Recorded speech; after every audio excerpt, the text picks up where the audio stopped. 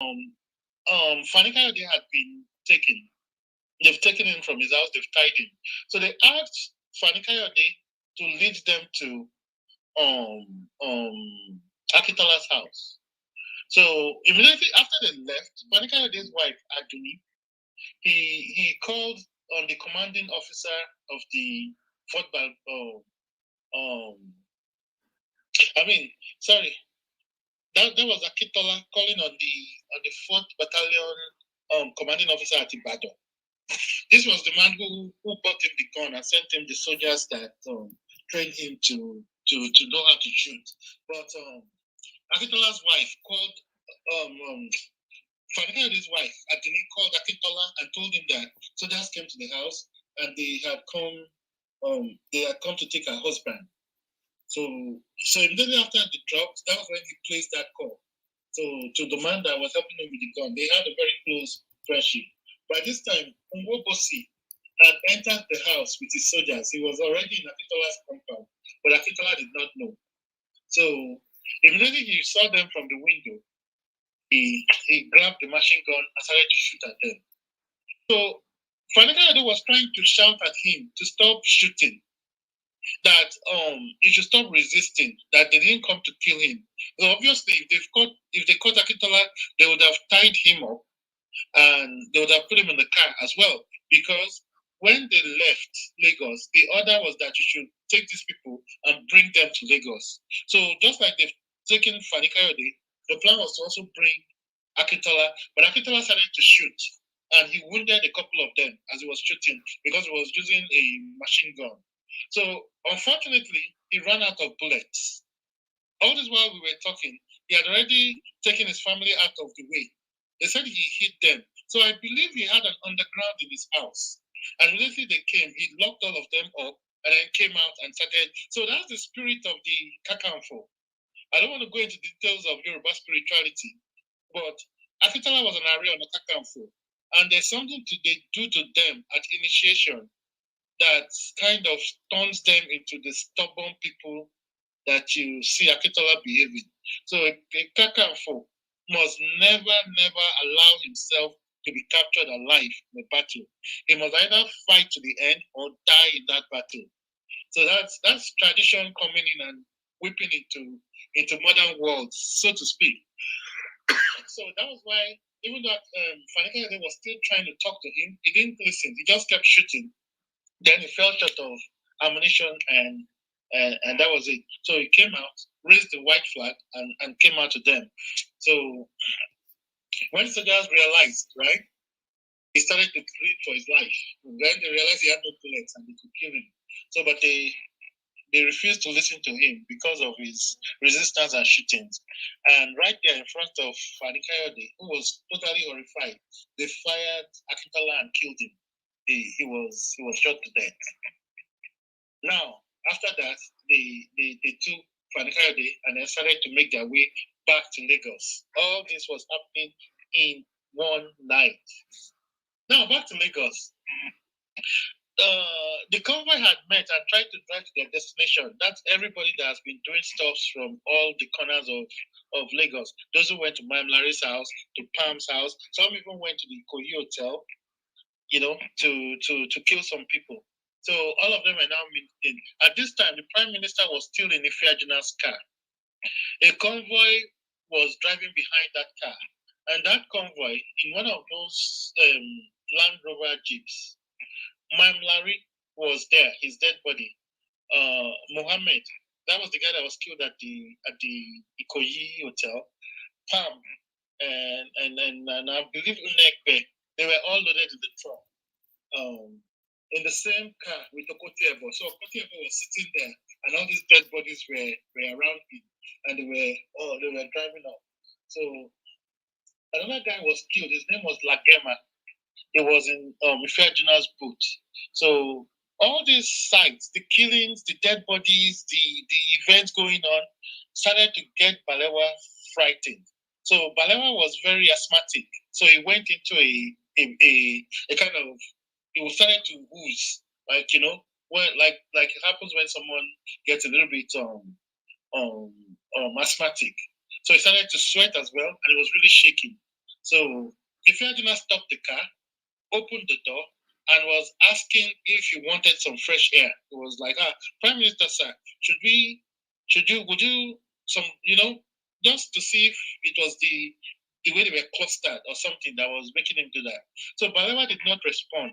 So they made him come out of the car and stand for a minute so that his body can revive. So, but when this guy came out of the car, he just started to walk away. And then as he started to walk, he started to run.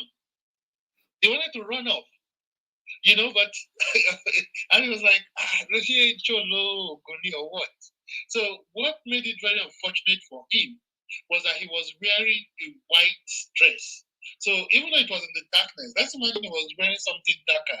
He could have just run away and probably they wouldn't have sighted him. But the white cloth made him conspicuous. And I believe he actually shot and killed him as he was running. So that was my own account of what happened, which is slightly different from Franklin's account. And the reporter that said he didn't say gunshot, but that's what I believe happened. That was the account I read. Yeah, yeah. So that was what I read. So I'm just hearing that other account from Franklin for the first time. But I mean, I'll look into it. Maybe I'll actually try to get the journals of Oshoba and see what's going on. So, but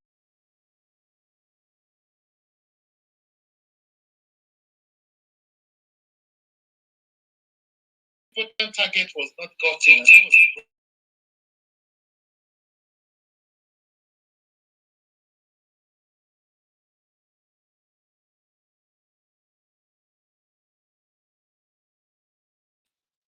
my mind was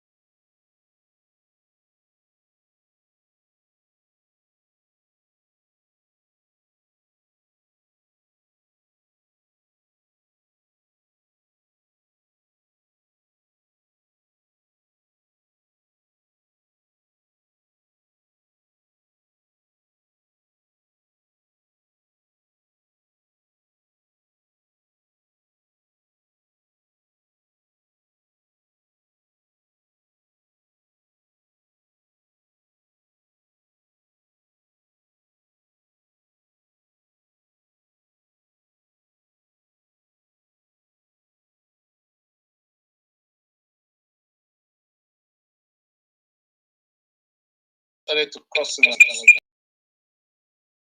That was grabbing up the money and using it as a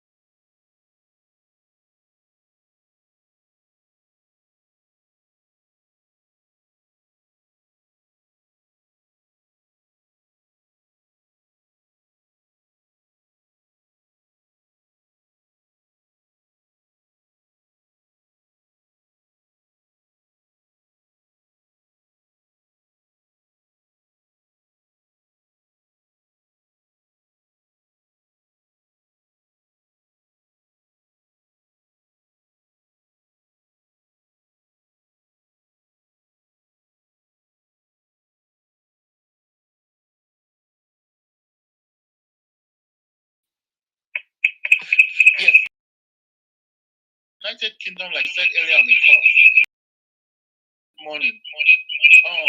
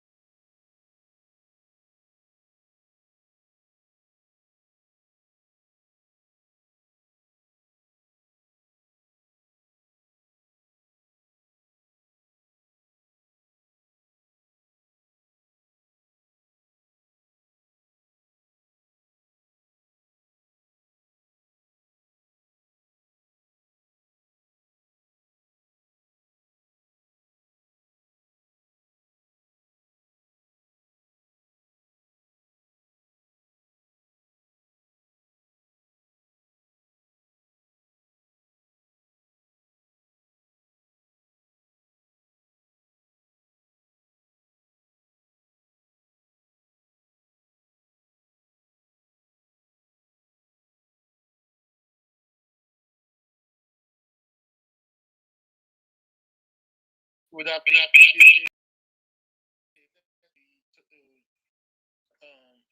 the hotel. So on Gowon's return from UK, he was supposed to have been posted as an attaché under Mamlari, the most powerful military ruler from the north at that time, and the guy they were grooming to be the face of the Nigerian military at some point. By next morning, the coup had failed. Iranti was now in charge, and Gowon had now reported to join in to help foil the coup. So he ordered Adamu, the guy called Adamu, to fetch him a car so that he can rush to Ikeja and Iranti. So Adamu now ordered